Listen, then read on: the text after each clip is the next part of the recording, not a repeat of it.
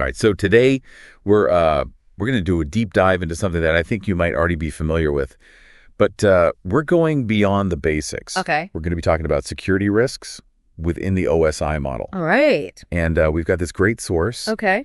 called Comprehensive Analysis of OSI Layer Security Risks and Threats. Sounds pretty comprehensive. It is. It really digs into the nitty-gritty, and we'll be looking at each layer not just as this theoretical concept, but as a potential attack surface in the real world. Yeah, I think that's an important point. It's one thing to understand the model, Right. but it's a whole other thing to think about how that model can be exploited by those who are, Right. looking to gain access to systems they shouldn't. Yeah. So starting at the foundation, Okay. layer one, the physical layer. Mm-hmm. I think most people understand the sort of obvious risks. Someone, cutting a cable or messing with hardware. Yeah. But let's go deeper. What about something like electromagnetic interference? Oh, that's a good one. Yeah. It's more common than you might think. We're not just talking about, someone trying to disrupt a Wi-Fi signal with a device or something. Right. There are targeted electromagnetic pulses that can, actually disrupt critical infrastructure, potentially causing data corruption or even system failures. Oh, wow. So think about, hospitals, power grids, financial institutions. Right. A well-placed attack using an EMP could be devastating. So this isn't just theoretical. We're not just talking about someone cutting a cable to shut down the internet. Right. We're talking about potential data breaches or even manipulation of these really critical systems. Right. What kind of defenses do we have against this? I mean, besides locking the server room door. Well, yeah, physical security is always the first line of defense, That's right. but then RF shielding is key. So creating Right. Faraday cages around sensitive equipment can block those targeted pulses. But it goes beyond that, right? Yeah. Think about supply chain security. Oh, right. A compromised piece of hardware could have backdoors built in at the manufacturing stage, Oh, wow. allowing attackers access, from anywhere in the world. That's a scary thought. Like a vulnerability is just baked right into the hardware itself. Right. Yeah. So that makes physical inspections pretty important, right? Absolutely. Like you really want to know what you're plugging into your network. Mm-hmm. Okay, but let's move on to layer two, the data link layer. Okay. And here's where things get a little more technical. We're talking about managing data flow within a local network. Mm-hmm. And MA address spoofing is a well-known attack Yeah. at this level. But let's assume our listener knows the basics. What are some of the more advanced ways that attackers could maybe bypass MF filtering? Well, one method that's pretty clever is exploiting weaknesses in the MAC address learning process of switches. So basically, imagine you've got a network switch, and it's learning the MC addresses of all the devices connected to it, so that it can direct traffic properly. Right. An attacker can flood that switch with fake MC addresses, just overwhelming it with bogus information, and basically overflow its address table. Oh, so they're blinding it. Essentially, yeah. And this allows them to sneak past those filtering mechanisms and potentially eavesdrop on network traffic. So it's like overwhelming the security guard with a crowd of people holding fake IDs. Yeah, that's a good analogy. They can't tell who's legit. Right. Clever, but are there ways to mitigate this? Absolutely, yeah. So port security features on switches can limit the number of MAA's addresses learned per port, making it much harder to flood the table. And techniques like DHCP snooping can help prevent rogue DHCP servers from handing out IP addresses to malicious devices. Okay, so it's a constant cat and mouse game. We secure one area, attackers find new ways in. That's the nature of security. Now, moving up to layer 3, the network layer. Okay. This is where data travels across networks. And we start talking about routing protocols like BGP. We know BGP hijacking is a major threat. Yeah. But let's go beyond the sort of basic explanation of that. Yeah. Why is BGP, despite all of its vulnerabilities, still like the backbone of the internet? That's a great question. I think it really comes down to how the internet was built. It was built on trust. Okay. And BGP kind of reflects that. It's incredibly efficient for routing traffic globally. Right. but its design doesn't inherently prioritize security. So moving to a more secure system, it would be a massive undertaking, requiring global coordination, significant infrastructure changes. Yeah, it's like trying to rebuild the foundation of a skyscraper while people are still living in it. Exactly. But what about RKKI? Oh, yeah. The technology designed to authenticate routing information. Like, why hasn't that been universally adopted to mitigate BGP hijacking? Yeah, adoption has been slow for a few reasons. One, it requires significant effort for network operators to implement and manage. There's a lack of strong incentives. Okay. Think about it. If an ISP hasn't experienced a direct attack, Right. they might not see the urgency in implementing RPKI. Right. And unfortunately, sometimes it takes a major incident to spur widespread change. Yeah, that's a sobering thought. So even with these tools like RPKI available, we're still somewhat reliant on good faith and hoping for the best when it comes to BGP security. To some extent, yes. Okay, let's shift gears to layer 4, the transport layer. This layer focuses on ensuring data delivery. Think, reliable file transfers or smooth video streaming. Right. We've all heard of DDoS attacks, but how can attackers exploit something as simple as the UDP protocol to launch them? Right. So UDP is what's called connectionless. Okay. Which means there's no handshake to verify the sender's identity. So attackers can spoof source IP addresses and flood a target with UBP packets, just overwhelming its resources. It's like, sending thousands of letters with fake return addresses. Right. The recipient has no way of knowing they're illegitimate until they're already swamped. Right. So it's exploiting that speed and efficiency of UDP. Exactly. But for malicious purposes. Yeah. And we know about techniques like rate limiting and UDP filtering to mitigate this, but how effective are they against these large-scale botnet attacks? That's where things get really tricky. A distributed attack coming from thousands of compromised devices can be very difficult to block completely. Right. It becomes a game of whack-a-mole, trying to identify and filter malicious traffic while allowing legitimate traffic through. So even with our best defenses, it's a constant battle against these evolving attack strategies. It is. It definitely is. And we've only made it to layer 4. We've got a lot more ground to cover, so stay with us as we delve into the upper layers of the OSI model and explore even more fascinating security challenges. Looking forward to it. All right, we'll be right back. Okay, welcome back to our deep dive into OSI model security. Yeah. In part 1, we uncovered some pretty unsettling vulnerabilities in the lower layers. Yeah. But don't worry, we're not just going to leave you hanging with this sense of impending doom. Right. No, we're here to offer solutions as well. It's not all doom and gloom. Exactly. Now we'll shift gears and focus on the tools and techniques we can use to fight back. It's time to build up those digital defenses. Yeah, let's get into that. Okay, so let's pick up where we left off. Layer 4, the transport layer. Okay. We were just talking about DDoS attacks and how attackers exploit that speed and efficiency of UDP for malicious purposes. We touched on some mitigation strategies, but what are some more advanced techniques for dealing with these large-scale botnet attacks? So one interesting approach is using machine learning to detect and filter DDoS traffic.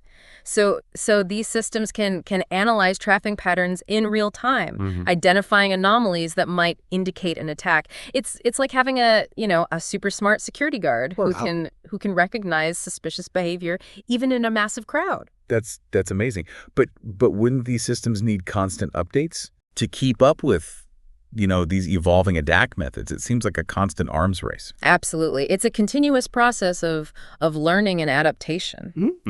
These machine learning models need to be trained on vast data sets of both legitimate and malicious traffic to improve their accuracy. So it's not just about having the technology. It's about having the data and the expertise to make it effective. Exactly. Okay, let's move up to layer 5, the session layer. Okay. And this is where things get a little more, I guess, user-centric, where we're talking about managing user sessions and authentication. We briefly mentioned session fixation and replay attacks. Yeah. How can we make those attacks harder to pull off? So one critical measure is using strong session management techniques. Okay. So this means, generating unique and unpredictable session IDs, Great. implementing secure cookie handling, and enforcing strict expiration policies. So making sure those like digital tickets that grant access Right. are well protected and have a short lifespan. Exactly. What about replay attacks, Oh, yeah. where attackers, capture and reuse authentication credentials? How do we prevent those stolen key cards Right. from granting access? So one effective technique is using timestamps and nonces in authentication requests. So the timestamp verifies that the request is recent, while the nonce, which is a unique randomly generated value, ensures that the request hasn't been seen before. Right. This combination makes it much harder for attackers to simply replay a captured request. So it's like adding a time-sensitive, like self-destruct mechanism to those key cards. Yeah, I like that. That's a good way to put it. Yeah, pretty clever. But what about mutual authentication? I know it adds another layer of verification, but how widely is it actually used? You'd be surprised how often it's overlooked. Really? Yeah. Yeah. Yeah. Many systems still rely on one-sided authentication. Okay. Where only the client verifies the server's identity. Okay. Mutual authentication requires a bit more effort to implement, Sure. but it significantly reduces the risk of man-in-the-middle attacks. Right. So it's worth the extra effort, especially when you're dealing with really sensitive information. Absolutely. Okay. Now let's ascend to layer 6, the presentation layer. Okay. This is all about data formatting, translation, and encryption. We talked about TLS downgrade attacks, Right. where attackers try to weaken encryption. How do we make sure we're always using the strongest encryption possible? Well, one important step is disabling support for older, insecure versions of TLS. Okay. This forces clients to use the most recent and secure protocols. Think of it as a no compromises policy for encryption. So no negotiating with those digital criminals. Exactly. But what about deserialization attacks, Oh, yeah, those are nasty. where attackers exploit how systems process incoming data? That seems like a tricky one to defend against. It is. The key here is input validation and sanitization. Okay. So before processing any external data, Yep. we need to carefully scrutinize it, making sure it conforms to expected formats Right. and doesn't contain any malicious surprises. So it's like having a strict quality control process for data entering our systems. Yeah, that's a good analogy. Okay, now for the final level, layer 7, the application layer. And this is where users directly interact with software, Right. making it a prime target for attackers.